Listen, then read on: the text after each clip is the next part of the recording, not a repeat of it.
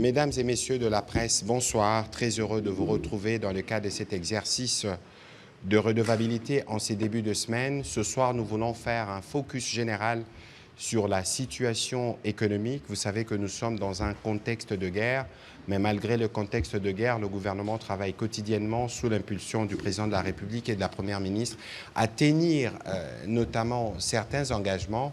Vous vous souviendrez que l'un des engagements phares du président de la République pour ce mandat, c'était la question du pouvoir d'achat.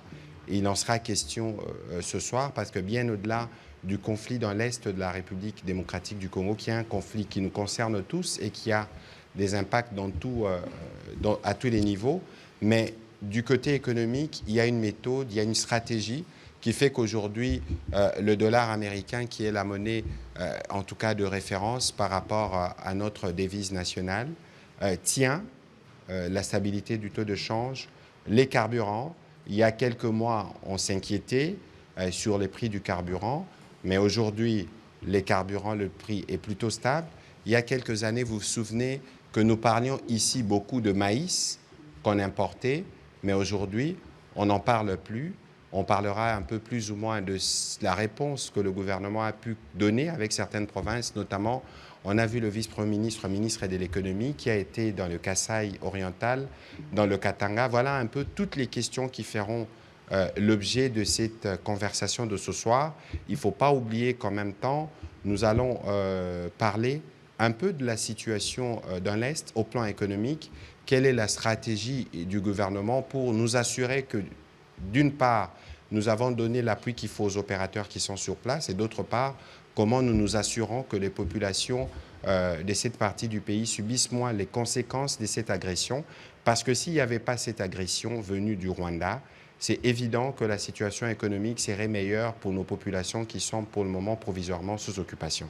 Voilà plus ou moins le tableau général du briefing que nous avons voulu particulier ce soir. Monsieur le vice-premier ministre, merci beaucoup de nous rejoindre sur ces plateaux pour cet exercice de redevabilité.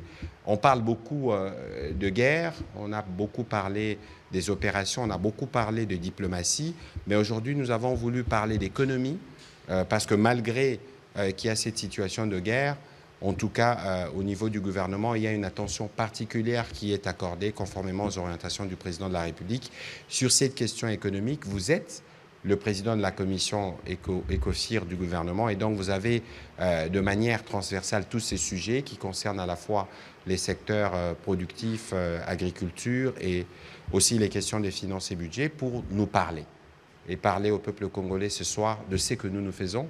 Monsieur le vice-premier ministre, quels peuvent être vos mots introductifs pour notre conversation de ce soir? Merci beaucoup. Merci, monsieur le ministre de la communication et des médias. Je pense que, comme vous l'avez si bien introduit, on va parler de ce que le gouvernement fait dans un contexte de guerre et comment, dans ce contexte de guerre, lequel contexte ajoute des défis supplémentaires aux défis qui sont inhérents à la gestion d'une économie dans n'importe quel pays du monde. Donc, comment le gouvernement fait face à ces défis et quelles sont les performances réalisées et surtout, essayer de démontrer quels ont été les effets positifs de certaines décisions prises par le gouvernement sur le vécu quotidien du Congolais moyen. Vous l'avez si bien dit, nous avons démarré le deuxième mandat du chef de l'État avec des engagements forts que ce dernier avait pris vis-à-vis de la population congolaise. Vous vous souviendrez de ces 6 engagements principaux, de créer plus d'emplois, de protéger le pouvoir d'achat. Et au moment où le gouvernement conduit par son Excellence Madame Judith Suminwa Tuluka est investi par le Parlement, nous avons une situation macroéconomique qui est plutôt instable, avec le taux de change, le cours du dollar qui était assez instable à l'époque, Beaucoup d'analystes prévoyaient d'ailleurs que le dollar allait franchir la barre de 3 000 francs le dollar avant la fin de l'année 2024. Mais comme vous le constatez, ce n'est pas le cas aujourd'hui. De la même manière, il y a des efforts qui ont été faits pour certains produits de base, comme les produits pétroliers, comme les produits alimentaires de grande consommation, dont les prix ont pu être réduits dans certains cas et surtout maintenus stables depuis plusieurs mois. Alors, parlons d'abord de la situation macroéconomique globale. Les tendances observées ces dernières années se sont maintenues et se consolident, malgré un contexte international incertain. La particularité de ce que le gouvernement et les autres intervenants dans la gestion macroéconomique, c'est-à-dire la Banque centrale et les régies financières et les autres, la particularité donc de ce qui a été fait, c'est une meilleure coordination. Je vais vous donner un exemple. Ces derniers mois, depuis le mois de novembre de l'année passée, la Banque centrale fait un effort extraordinaire pour soutenir le franc congolais, pour maintenir donc la stabilité du taux de change, en intervenant sur le marché de manière régulière. Et l'intervention de la Banque centrale, comme vous le savez, prend la forme de vente de titres, les fameux bons BCC. Et ces bons BCC sont de plus en plus demandés. Il arrive souvent que ceux qui les achètent demandent beaucoup plus que ce que la Banque centrale veut vendre. Pourquoi j'insiste sur ces faits? C'est une illustration du fait que dans le secteur économique, on a confiance dans les institutions, confiance dans la Banque centrale. La même situation du côté des finances publiques. Comme vous le savez, les dépenses ont fortement augmenté parce qu'il faut financer la guerre. Et le gouvernement n'a pas lésiné sur les moyens pour financer la guerre. Parce qu'il faut aussi faire face à d'autres dépenses exceptionnelles qui sont dues à la situation de guerre. Et il arrive que les recettes du mois ne couvrent pas les dépenses du mois, mais ce financement additionnel, il est effectué de manière saine, c'est-à-dire sans créer de l'inflation, sans créer de l'instabilité sur le marché de change. Le gouvernement vend donc des bons de trésor, le gouvernement émet des obligations, et ces obligations sont également demandées, preuve que les milieux d'affaires ont confiance dans le Trésor de la même manière qu'ils ont confiance dans la Banque centrale. Il y a donc une confiance dans le chef des institutions de la République qui ont en charge de gérer l'économie nationale. Maintenant, Monsieur le ministre, vous parliez des prix. L'année passée, début octobre de l'année passée, nous avons fait le pari de baisser le prix du carburant. Je sais qu'à l'époque, il y avait beaucoup, on va dire quoi, de pessimisme dans l'opinion. Ça ne va pas tenir, carburant Kobunga, pénurie, on va vivre les fils dans les stations. Comme vous le remarquez, il n'y a pas de pénurie. Il n'y a pas de pénurie, je répète encore, il n'y a pas de pénurie. Il y a suffisamment de stocks de produits pétroliers. Les sociétés pétrolières disposent aujourd'hui d'une bonne trésorerie qui leur permet d'importer régulièrement les produits et de les vendre. D'ailleurs, nous avions baissé les prix d'une moyenne de 13%. Eh bien, tenez-vous bien, la consommation de produits pétroliers a tout simplement explosé. Dans le mois qui avait suivi la baisse de prix, la consommation avait augmenté d'à peu près 33%. Aujourd'hui, nous avons des taux d'augmentation qui frôlent les 50%. Donc, il y a plus de volume de produits pétroliers qui sont consommés dans le pays. Dans cette ville de Kinshasa, en moyenne aujourd'hui, CEP livre entre 3 000 à 3 500 mètres cubes, alors qu'avant la baisse de prix, CEP livrait une moyenne de 1 500 mètres cubes de carburant dans les stations. Donc j'aimerais vous dire, s'il arrive que certains jours vous voyez des fils où à 1 ou 2 stations, vous n'avez pas besoin de vous inquiéter. Ce n'est pas un signe d'une pénurie qui s'annonce, c'est généralement parce que les logisticiens, c'est-à-dire ceux qui doivent manipuler les produits pétroliers pour les amener jusque dans les stations, ils ont aujourd'hui beaucoup à faire, beaucoup plus qu'avant. Et avec les embouteillages dans la ville, il arrive très souvent que CEP soit débordé dans la journée.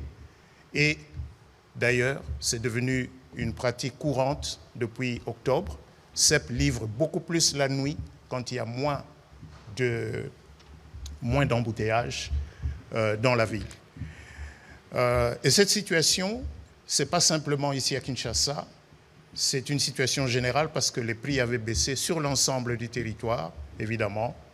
Il y a des coins du pays où l'approvisionnement ne se fait pas de la même manière qu'à Kinshasa, avec des pipelines, avec des sociétés bien organisées. Mais il n'en demeure pas que la baisse des prix de produits pétroliers a produit des effets. Je sais qu'ici on dit, mais oui, carburant équité, mais transport équité. Bon, parlons de transport équité. Mais tant au carburant équité, moi je connais une société ici qui économise l'équivalent de 100 000 $ le mois des indemnités kilométriques, parce que les indemnités kilométriques qui sont payées sont calculées sur la base du prix du carburant. Donc, lorsque le prix du carburant diminue, la société paye moins d'indemnités kilométriques. C'est des gains pour cette société. Le prix n'a pas varié. N'est-ce pas? Ils n'ont pas baissé les prix. Mais ça signifie quoi? Ça signifie qu'eux gagnent de l'argent. Parce que s'ils gagnent 450 francs le litre, et puisqu'ils consomment en moyenne, on va dire 20 litres jour, ça signifie que par jour, il a économisé 9 000 francs. Et ça signifie que le mois, il a économisé dans les 270 000 francs, c'est pas loin de 100 $ de revenus supplémentaires d'un conducteur Wewa à la suite de cette augmentation, de cette diminution des prix du carburant. Et on peut citer d'autres effets positifs que cette décision a eu. Comme je vous l'ai dit, trésorerie aisée des sociétés pétrolières. Il n'y a plus de menaces des sociétés pétrolières sur le gouvernement pour demander une augmentation des prix. La consommation de produits pétroliers a augmenté. Et tenez-vous bien, lorsque le volume de produits pétroliers consommés augmente, l'implication, c'est qu'on peut baisser les prix. Parce que le volume impacte le prix dans le sens inverse. Lorsqu'il y a plus de volume, le prix diminue, et lorsqu'il y a moins de volume, le prix augmente. Donc ne soyez pas étonnés si dans les jours qui viennent, nous procédions une nouvelle fois à une baisse des prix des produits pétroliers. Je vais, pour terminer cette introduction, parler d'un produit, parce que souvent nous devons sortir aussi de Kinshasa. La RDC, ce n'est pas que Kinshasa. Vous avez un produit comme le maïs, qui est un produit essentiel dans des régions comme le Katanga ou le Kasaï. Au moment où nous parlons, le prix d'un méca de maïs en Mbujimaï, un méca, bon, ça dépend parce que ces unités varient aussi selon que vous êtes à Kananga ou à Mbujimaï, mais ça va entre 2 kg ou 3 kg. Le méca de maïs en Mbuji-Mayi est à 2800 francs. J'apprends même qu'il y a des endroits où on peut le trouver à 2500 francs. Mais jusqu'en octobre de l'année passée, en Mbuji-Mayi, le méca de maïs coûtait de 8 000 à 8 500 francs. Monsieur Donc non seulement qu'il a quand baissé... vous parlez des mécas, le méca, c'est l'équivalent du sakombi. Ici, écolo, voilà. voilà, c'est plus compréhensible. Mais bon, quand je dis méca, je sais qu'en Mbuji-Mayi, on me comprend tout de suite. Tout à fait. À Kinshasa, il faut expliquer. Mais en Mbuji-Mayi, à Kananga, on ne parle pas d'écolo, on ne parle pas de sakombi, on parle de méca de maïs. Pareil au Katanga, où le prix du maïs est resté stable. Le sac de 25 kilos ne dépasse pas le 20 $. Il s'est même vendu il y a quelque temps, et c'est encore possible dans les semaines qui viennent, qui se vendent à l'équivalent de 16,5 $ le sac de 25 kilos. Donc non seulement que ces prix ont baissé, en ce qui concerne le maïs, ce produit généralement connaît de fortes augmentations de prix vers la fin de l'année, qui est la période de soudure. Nous n'avons pas connu ça entre septembre et décembre de l'année passée, et nous espérons répéter la même prouesse cette année, grâce notamment à des facilitations qui ont été accordées aux importateurs, mais plus important, grâce à l'augmentation de la production locale de maïs. Ce qui a sauvé Mbuji-Mayi, c'est beaucoup plus le maïs local que le maïs importé. Et ça, c'est un développement important qui mérite d'être souligné. Alors, peut-être qu'avant que nous prenions les questions, Monsieur le Vice-Premier ministre, vous parlez de prix tout à l'heure, mais nous avons beaucoup parlé de la baisse de prix de manière générale d'autres produits en dehors du maïs. Est-ce que vous pouvez nous donner ne fût-ce que quelques indications, par exemple, sur le produit de grande consommation, le riz, les chinchards? Il y avait des discussions à votre niveau avec quelques opérateurs à ces niveaux. Est-ce que ces discussions ont abouti?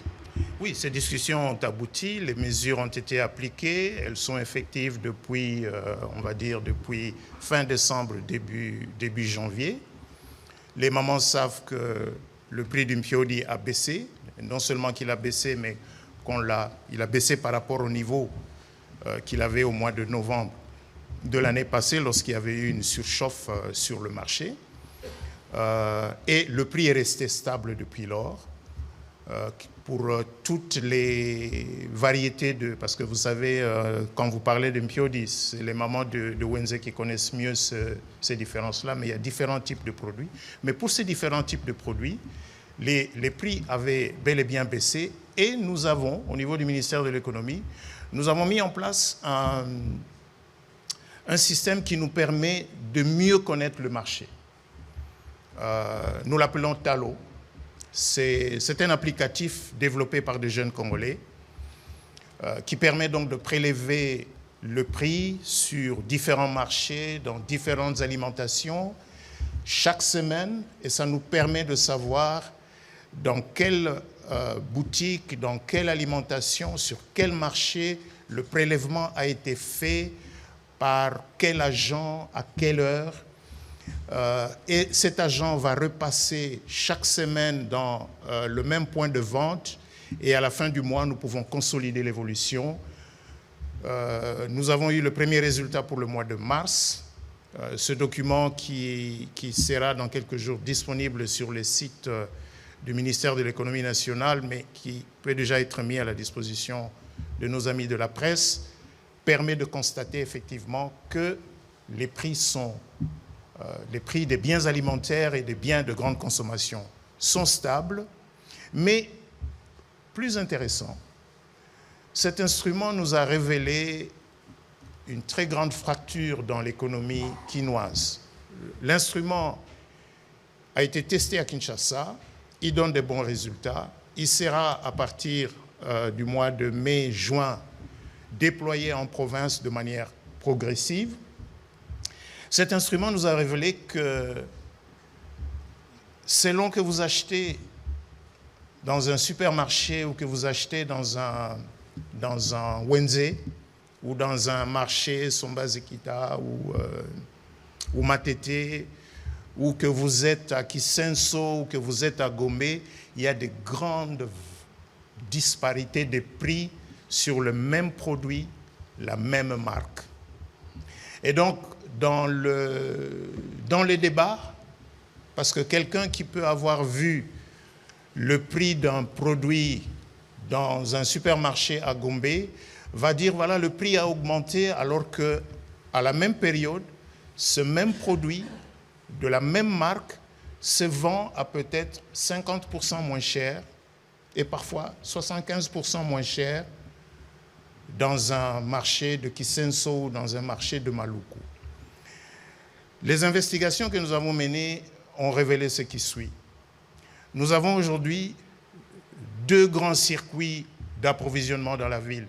Vous avez tout ce qui rentre par l'Angola et qui passe par Lufu et qui coûte donc relativement moins cher, et ceux qui s'approvisionnent par les voies classiques, par Matadi, et on a donc ces 2 économies, si je peux m'exprimer ainsi, qui cohabitent dans la même ville.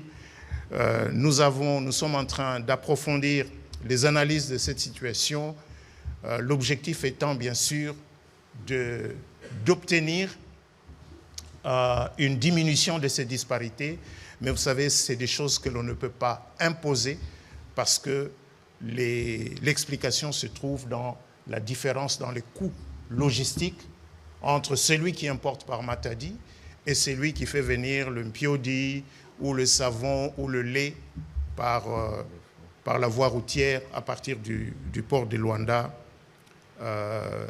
en passant par le poste frontalier de Lufu. Voilà, messieurs, merci beaucoup, monsieur le vice-premier ministre, pour ces éléments qui sont introductifs, parce que sur l'économie, il y a beaucoup à dire, parce que ça touche directement au panier de la ménagère. Donc, on va commencer la série des questions avec monsieur Amédée Moirabou.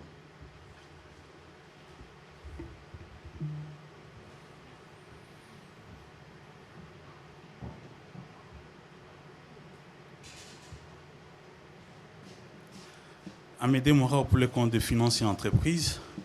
Monsieur le ministre, je suis un peu surpris de votre satisfaction par rapport aux résultats, notamment à ce qui concerne la réduction du prix de carburant. Et dans votre argumentaire, vous prenez fait aux causes des opérateurs économiques qui font plus de recettes. Oui, ça peut se vérifier. Vous parlez aussi des Wewa qui font un peu plus, qui dépensent moins dans les carburants. Mais moi, je vous dirais, je sais que le premier objectif qui était visé par le gouvernement, en baissant le prix du carburant, c'était pour que les Congolais lambda qui prennent les transports puissent débourser le moins possible. C'était ça l'idée principale. Aujourd'hui, vous ne pouvez rien dire par rapport à ça parce que les fonctionnaires qui habitent Kingasani et qui travaillent à la Gombe, à la fonction publique, il vous dira chaque jour, il dépense peut-être 10 000 francs congolais.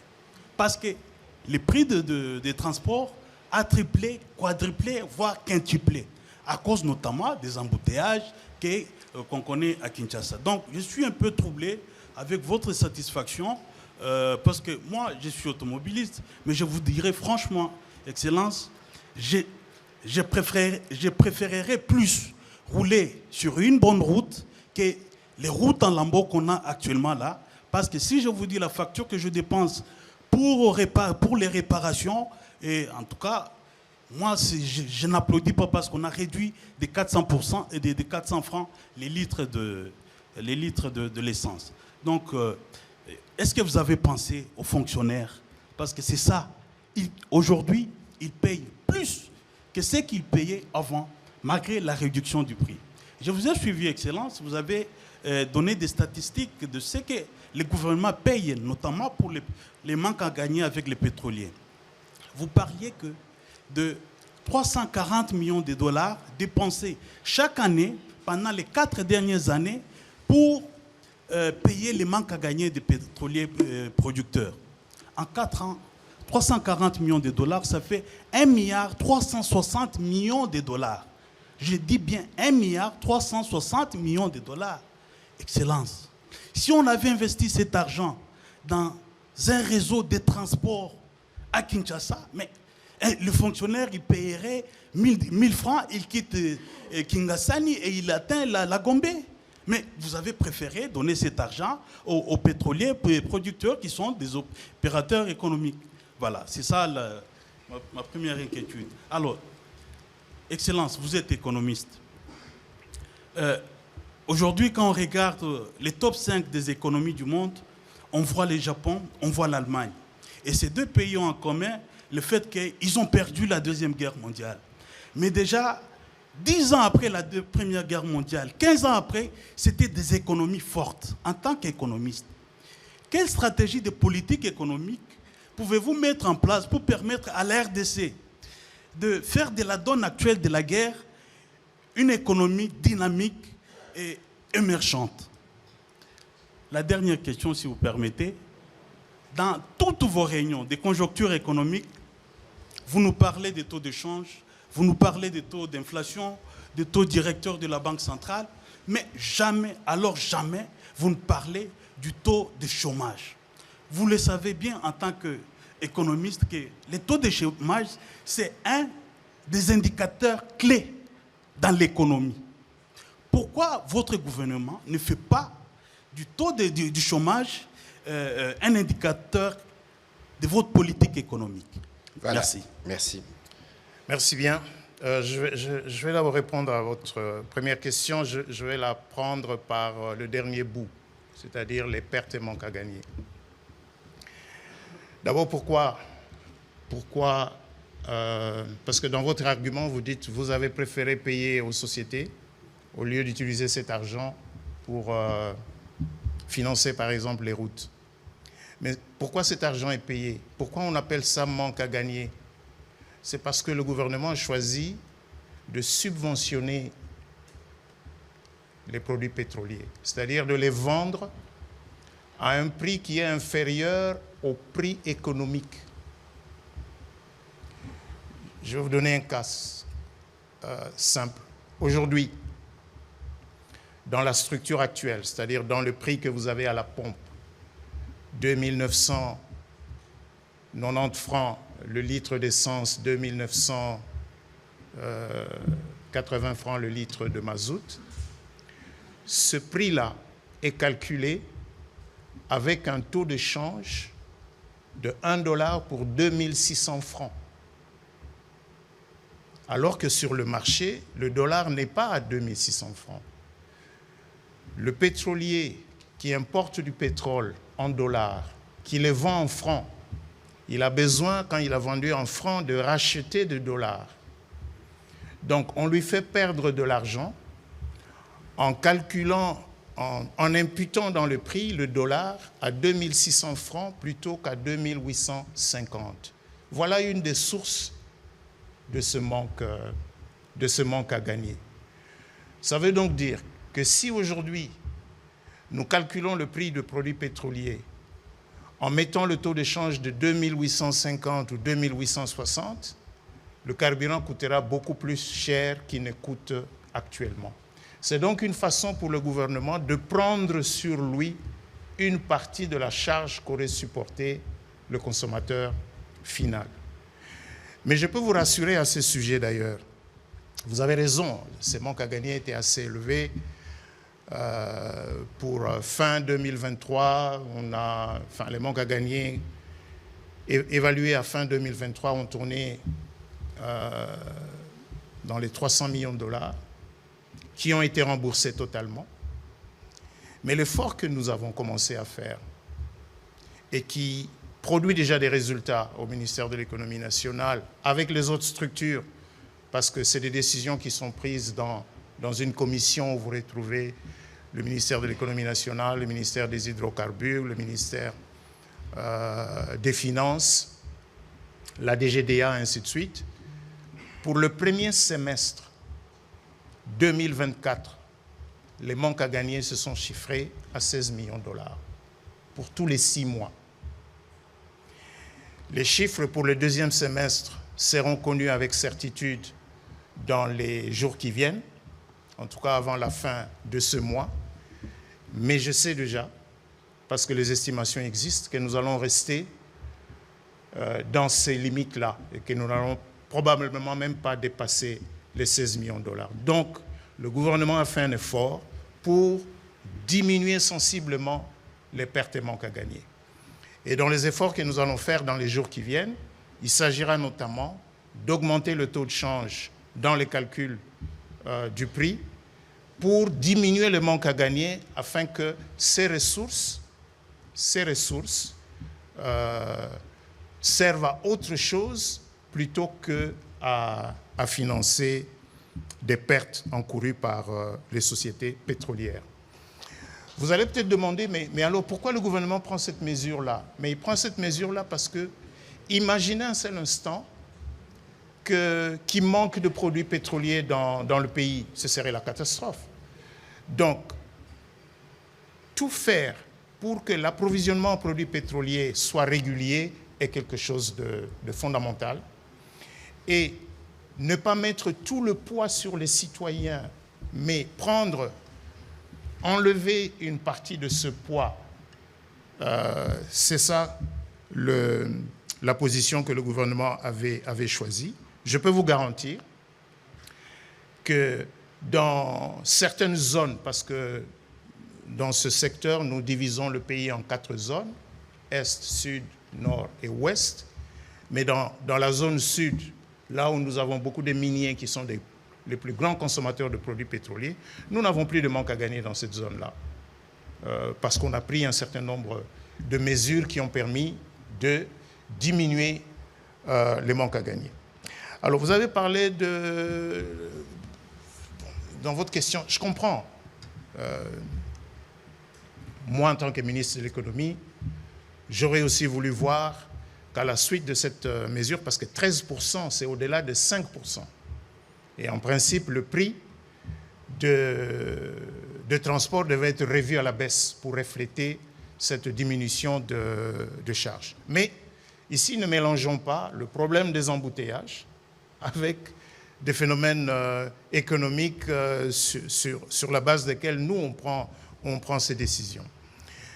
Rappelez-vous qu'avant cette baisse des prix du début octobre 2024, il y avait eu plusieurs augmentations des prix de produits pétroliers sur les 12-18 mois qui avaient précédé, qui n'avaient pas été reflétés dans les prix de transport. Donc beaucoup de transporteurs, parce que les décisions ont été prises, en tout cas par les autorités compétentes, qui sont le gouverneur de province. C'est au gouverneur de province qu'il revient, après avoir réuni les différentes corporations, de déterminer les prix des transports publics.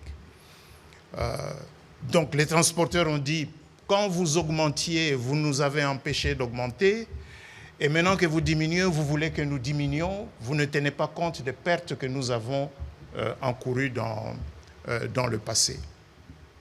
Mais laissez-moi au moins vous rassurer que, il est maintenant établi que lorsque les conditions le permettent, le prix des produits pétroliers peuvent baisser dans ce pays. Nous l'avons démontré.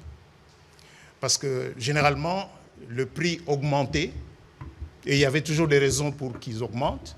Et quand il y avait des conditions pour qu'ils baissent, ils ne baissaient pas. Donc maintenant, quand ils doivent baisser, ils baisseront. Quand ils doivent augmenter, ils augmenteront. J'espère aussi qu'il y aura une meilleure collaboration entre les autorités provinciales et les associations des transporteurs pour que les décisions qui sont prises par le gouvernement central sur les prix des produits pétroliers se reflètent sur les tarifs de transport.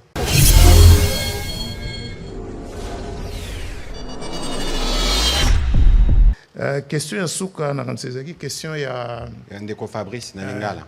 Ezaki kutunini susu. Ezaki, donc, combien on a perdu du fait de l'occupation d'une partie du Nord Kivu et du Sud Kivu? Mais nansa ndeko nani na Fabrice. Limbisa ndeko Fabrice oyebi mbongo oyo l'État azwaka. D'abord tolobela nanu mosolo ekotaka na kesi ya l'État.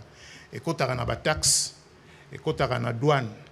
lelo soki na grande barrière na Goma eza bisote eza batomboki nde bavandi wana mbongo ezokota kuna ezokoma susu na kesi ya leta awa te mbongo wana ezokende na kesi ya bato oyo balobi bango baza bakonzi na Goma na kanisa ministère ya finance ministère ya budget basalaki mwa estimation na ba recette wana eleki 5% te eza ba 5% du total.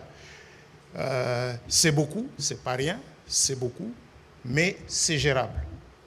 C'est gérable, ce qui peut être au sali moins effort, to kanga ba duso to zakanango na ba territoire ozana na contrôle na biso na kanisa boyebi likambo fraude douanière eza mwa makasi to lobeli yango lelo na réunion justement ndenge na otoloba réunion ya Ecofir likambo ya fraude douanière sur tous wakaka produit lokola carburant ba carburant ekotaka wana soke ba côté ba aru ba carburant ekotaka par l'est carburant ezokota par Kasumbalesa sokotali mosolo ezokota na compte na caisse à l'État à partir de ce seul produit. Ça n'a rien à voir avec ce qu'on aurait dû encaisser. Et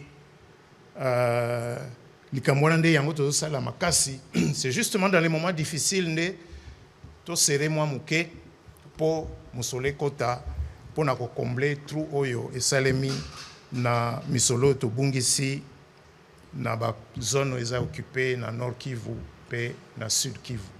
Mais na kanisa bomoni ata to bungisi misolo wana ata tozana ba mwa ba retard il y a une semaine il y a quelques jours pour na kofuta ba salaire mais salaire eza kofutama quand il s'agit même ya kobakisa salaire ndenge toto bakisa pour na mapinga pour na ba policier na biso effort wana esalemi kaka na mbongo oyo l'État zozwa en dehors ya auto bungisi na ba zone occupée ya Nord Kivu pe ya Sud Kivu. Voilà, je crois que na motuna na yo na makambo etali consultation et lo kwa motuya o ba congolais fo bayeba mokonzi alingi bisonyo soto sangana po na unité nationale. Objectif à liboso ya mokonzi na ba consultation ane salami eza pona ko sangisa ba congolais parce que nde tozaki kolimbola awa eza parti moko ya mboka eza occupé eza na eloko eza na motuya te pona ba congolais nyonso neti ko défendre le territoire national. Il faut qu'on considère ndenge toza bozane ti liboko na yo eza amputé to eza pe occupé eza na kokoso mingi. Nzoto na mobimbe fo sangana. Pour s'assurer que ceux qui liboko ebiki biso nyonso nzoto zongi malamu nde totali makambo susu akokende liboso. Donc na makambo esalamaki eza na bao tomoni na bao tomoni te. Parce que ba consultation ndenge conseil spécial à bando sala eza kaka na bao tomonaka te. Yango na kosepela biso nyonso tozala na kimia asali musala na ye ndenge mokonzi ya mboka apesaki akopesa mokonzi ya mboka rapport pe na sima mokonzi akopesa biso ba disposition ndenge nini makambo wane ko continuer. Alors pour terminer monsieur le vice-premier ministre en 30 secondes parce qu'aujourd'hui l'exercice était de montrer que malgré la situation de guerre que l'économie était tenue, évidemment il y a des défis, on ne va pas s'en satisfaire, mais qu'est-ce que vous pouvez dire aux compatriotes qui nous suivent ce soir à Goma, à Bukavu, par rapport à la stratégie du gouvernement, parce qu'évidemment, nous restons solidaires et en union avec eux. Mais je pense qu'à l'égard de nos compatriotes de cette partie du pays, ce qu'ils attendent, c'est que cette situation qu'ils vivent prenne fin le plus rapidement possible. Que cette situation prenne fin, qu'ils retrouvent un cours normal de leur vie. D'ailleurs, parfois on a tendance à l'oublier, mais dans certaines parties du Nord Kivu, ou du Sud Kivu aussi peut-être, il y a des personnes qui sont nées dans la guerre, qui ont grandi, qui grandissent dans la guerre.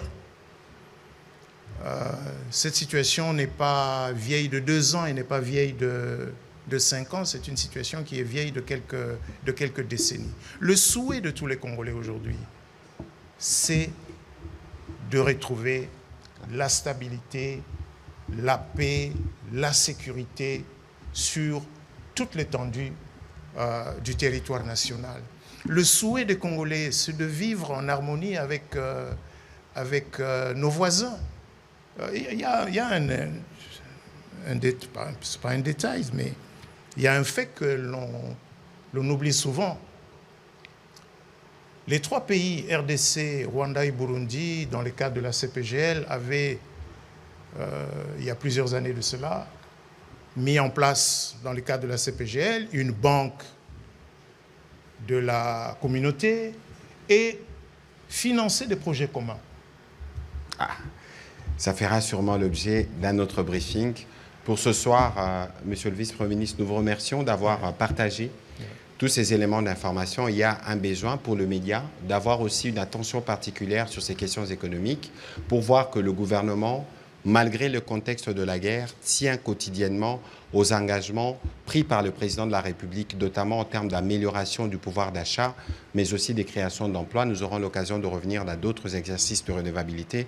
Merci et bonne soirée chez vous. Merci.